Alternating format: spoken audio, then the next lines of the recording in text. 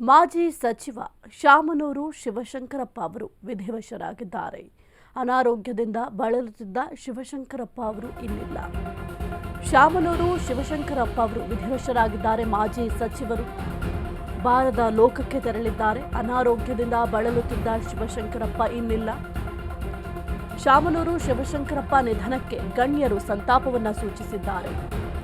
ದಾವಣಗೆರೆಯ ಎಸ್ಎಸ್ ನಿವಾಸದಲ್ಲಿ ಅಂತಿಮ ದರ್ಶನಕ್ಕೆ ವ್ಯವಸ್ಥೆಯನ್ನ ಮಾಡಲಾಗ್ತಾ ಇದೆ.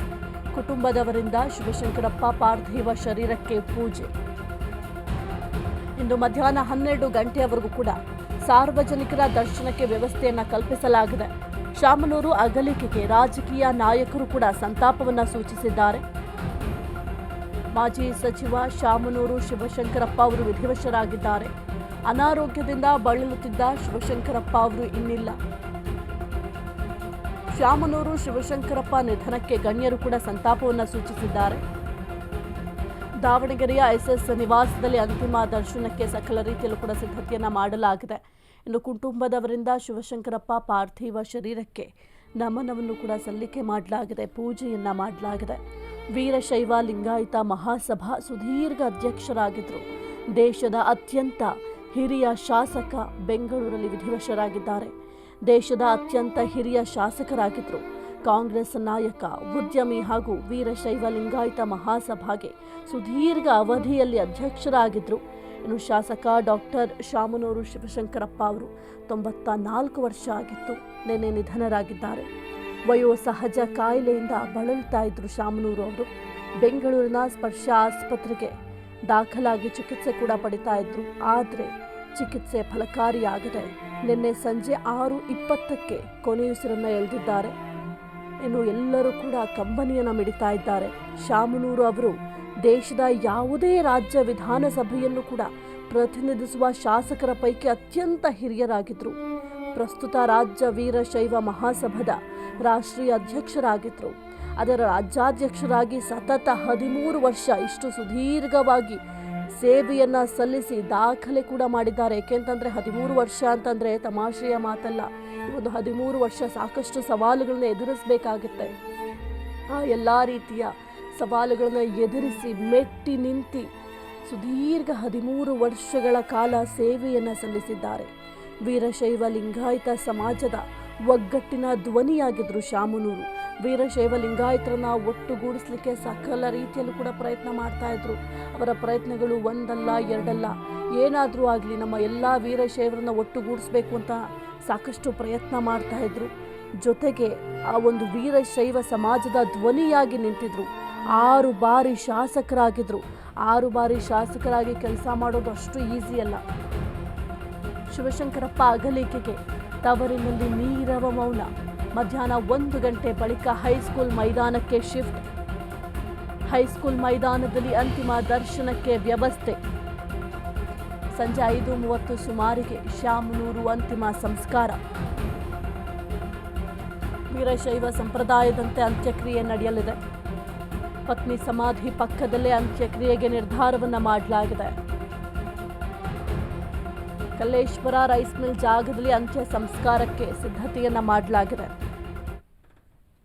ನನಗೆ ಎಕ್ಸ್ಪ್ಲೇನ್ ಅದೊಂದು ಬಹಳಷ್ಟು ನಮಗೆ ನೋವಾಗಿದೆ. ಮತ್ತು ಅದು ನನಗೆ ಎಕ್ಸ್ಪ್ಲೇನ್ ಮಾಡೋಕ್ಕೆ ಆಗ್ತಾ ಇಲ್ಲ. 72ರಿಂದ ನಾವು ಸತತ ಮಿನಿಸ್ಟರ್ ಇರಲಿ ಬಿಡಲಿ, ನಾನ್ ಮಿನಿಸ್ಟರ್ ಇರಲಿ ಬರಲಿ, ಅವರು ಭಾಳಷ್ಟು ಆತ್ಮೀಯತೆಯಿಂದ ಮತ್ತು ನಮ್ಮ ಕುಟುಂಬದ ಜೊತೆ ಒಂದು ವಿಶೇಷವಾದಂಥ ಸಂಬಂಧ ಇದ್ದ ಕಾರಣ ನಮ್ಮ ಮಕ್ಕಳ ಜೊತೆಯಾಗಲಿ ನಮ್ಮ ಎಲ್ಲರ ಜೊತೆಯಲ್ಲಿ ಅವರು ಭಾಳ ಪ್ರೀತಿ ವಿಶ್ವಾಸದಿಂದ ನೋಡ್ಕೊಳ್ತಾ ಇದ್ದರು. ಅದಕ್ಕೆ ನನ್ನ ತುಂಬ ಹೃದಯದ ಶ್ರದ್ಧಾಂಜಲಿಯನ್ನು ಅವರಿಗೆ ಅರ್ಪಿಸ್ತೇನೆ. ಮತ್ತು ಅವರ ಮಕ್ಕಳಿಗೆ, ಅವರ ಸೊಸೆಂದರಿಗೆ, ಅವರ ಮೊಮ್ಮಕ್ಕಳಿಗೆ ಎಲ್ಲರಿಗೂ ಕೂಡ ಒಂದು ದೇವರು ಅವರಿಗೊಂದು ವಿಶೇಷ ಧೈರ್ಯ ಕೊಡಲಿ ಮತ್ತು ಶಕ್ತಿ ಕೊಡಲಿ. ಈ ದುಃಖವನ್ನು ಸಹಿಸ್ತಕ್ಕಂಥದ್ದು ಅವರಿಗೆ ಒಂದು ಧೈರ್ಯ ಬರಲಿ ಅಂತೇಳಿ ನಾನು ಹಾರೈಸ್ತೇನೆ. ಅವರೆಲ್ಲರಿಗೆ ನಾನು ಯಾವುದು ನೀವು ಅಷ್ಟು ನೋವಿನಲ್ಲಿ ಇರಬಾರ್ದು, ತಾಳ್ಕೊಂಡು ಹೋಗಬೇಕು, ಎಲ್ಲರೂ ಕೂಡಿ ಹೋಗಬೇಕು ಅಂತಕ್ಕಂಥದ್ದೇ ನಮ್ಮದೊಂದು ಅವರಿಗೆ ಮನವಿ. ಮತ್ತು ನಾನು ಅವರ ಇದಕ್ಕೂ ಕೂಡ ಅಂತ್ಯ ಸಂಸ್ಕಾರಕ್ಕೂ ಕೂಡ ನಾಳೆ ಹೋಗಬೇಕು ಅಂತೇಳಿ ರೆಡಿ ಆಗ್ತಾ ಇದ್ದೇನೆ.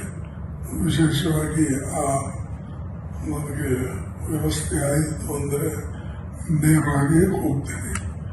ಎಲ್ಲ ಮತ್ತು ಭೇಟಿ ಆಗ್ತೀನಿ ಮತ್ತೊಂದು ಸಲ ಅವರ ಅಂದರೆ ಅಂತ್ಯ ಸಂಸ್ಕಾರದಲ್ಲಿ ಭಾಗಿಯಾಗಿ ನನ್ನನ್ನು ನಾನೇ ಸಮಾಧಾನ ಪಡ್ಕೊಳ್ತೀನಿ. ಒಬ್ಬರು ವಿಶೇಷವಾಗಿ ನನ್ನ ಜೊತೆಯಲ್ಲಿ ನಾನು ಅವ್ರ ಜೊತೆಯಲ್ಲಿ ಸಮಯ ಬಹಳಷ್ಟು ಕಳೆದಿದ್ದೇವೆ.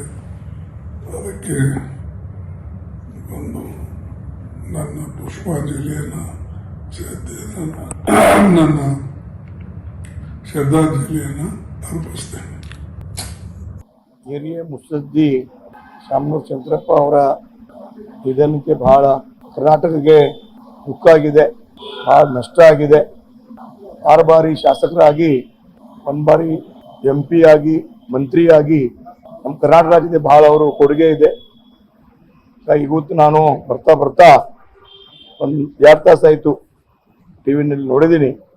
ಅದಕ್ಕಾಗಿ ನಮ್ಮದು ಬಹಳ ದುಃಖ ಆಗಿದೆ. ಹಾಗಾಗಿ ನಾವು ಅವರ ಆತ್ಮಕ್ಕೆ ಚಿರಶಾಂತಿ ಲಾಭಲಿ, ಅವ್ರ ಕುಟುಂಬಕ್ಕೆ ದೇವರು ಅವರಿಗೆ ಅವ್ರ ಕುಟುಂಬಕ್ಕೆ ಈ ಧೈರ್ಯ ಕೊಡಲಿ ಅಂತ ಹೇಳಿ ನಾನು ನಮ್ಮರಿಂದ ಅವರಿಗೆ ನಾನು ಶ್ರದ್ಧಾಂಜಲಿ ಅರ್ಪಿಸ್ತೀನಿ.